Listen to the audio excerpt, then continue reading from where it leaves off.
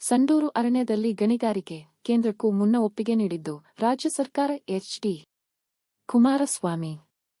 ಬೆಂಗಳೂರು.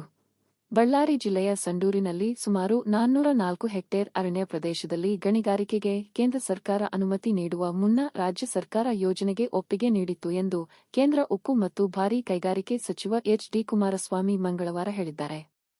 ಸಂಡೂರು ತಾಲೂಕಿನ ದೇವದಾರಿ ಅರಣ್ಯ ಪ್ರದೇಶದಲ್ಲಿ ಕಬ್ಬಿಣದ ಅದಿರು ಗಣಿಗಾರಿಕೆ ನಡೆಸಲು ಕುದುರೆಮುಖ ಕಬ್ಬಿಣದ ಅದಿರು ಕಂಪನಿಗೆ ಕೆಒಸಿಎಲ್ ಅನುಮತಿ ನೀಡಿದರೆ 99,000 ಮರಗಳನ್ನು ಕಡಿಯಬೇಕಾಗುತ್ತದೆ ಎಂಬ ವರದಿ ಕುರಿತು ಸಚಿವರು ಪ್ರತಿಕ್ರಿಯಿಸಿದರು. ದೇವದಾರಿ ಕಬ್ಬಿಣದ ಅದಿರು ಗಣಿ ಕಾರ್ಯಾರಂಭಕ್ಕೆ ಕೆಒಸಿಎಲ್ಗೆ ಕೇಂದ್ರ ಸಚಿವರು ಇತ್ತೀಚೆಗೆ ಅನುಮೋದನೆ ನೀಡಿದ್ದರು. ದೇವದಾರಿ ಯೋಜನೆ ಪ್ರಧಾನಿಯವರ 100 ದಿನದ ಕಾರ್ಯಸೂಚಿಯಲ್ಲಿದೆ ಎಂದು ತಿಳಿಸಿದ ಕುಮಾರಸ್ವಾಮಿ, ಆದಷ್ಟು ಬೇಗ ಗಣಿಗಾರಿಕೆ ಆರಂಭಿಸಬೇಕು ಎಂದು ಅಧಿಕಾರಿಗಳಿಗೆ ಸೂಚಿಸಿದರು. ಅರಣ್ಯ ನಾಶಕ್ಕೆ ನಾನು ಸಹಿ ಮಾಡಿಲ್ಲ ಎಂದು ಅವರು ಹೇಳಿದರು. ರಾಜ್ಯದಲ್ಲಿ ಉಕ್ಕು ಉತ್ಪಾದನೆಯಾಗಬೇಕು ಮತ್ತು ನಮ್ಮ ಯುವಕರಿಗೆ ಹೆಚ್ಚು ಹೆಚ್ಚು ಉದ್ಯೋಗಗಳು ಸೃಷ್ಟಿಯಾಗಬೇಕು ಎಂಬ ಉದ್ದೇಶದಿಂದ ಈ ನಿರ್ಧಾರವನ್ನು ತೆಗೆದುಕೊಳ್ಳಲಾಗಿದೆ. ಪ್ರಧಾನಿ ನರೇಂದ್ರ ಮೋದಿ ಅವರು ಜಿಡಿಪಿ ಬೆಳವಣಿಗೆಗೆ ಹೆಚ್ಚಿನ ಕೊಡುಗೆ ನೀಡುವ ಉದ್ದೇಶದಿಂದ ಆತ್ಮನಿರ್ಭರ ಭಾರತ್ ಪರಿಕಲ್ಪನೆಯಂತೆ ಈ ಕ್ರಮವನ್ನು ತೆಗೆದುಕೊಳ್ಳಲಾಗಿದೆ ಎಂದು ತಿಳಿಸಿದರು.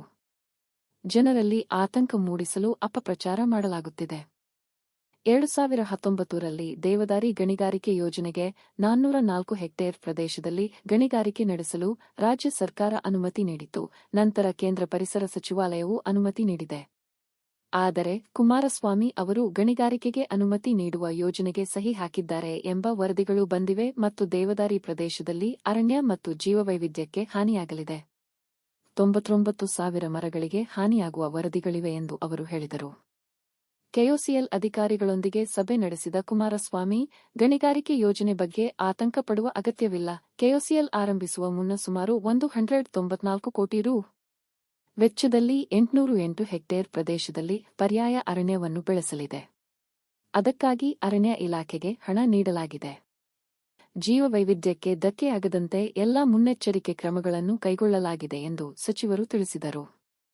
ಈ ಮಧ್ಯೆ ಶಿವಮೊಗ್ಗ ಜಿಲ್ಲೆಯ ಭದ್ರಾವತಿಯಲ್ಲಿರುವ ವಿಶ್ವೇಶ್ವರಯ್ಯ ಕಬ್ಬಿಣ ಮತ್ತು ಉಕ್ಕು ಘಟಕದ ವಿಎಸ್ಪಿ ಪುನರುಜ್ಜೀವನದ ಬಗ್ಗೆಯೂ ಅವರು ಅಧಿಕಾರಿಗಳೊಂದಿಗೆ ಚರ್ಚಿಸಿದರು.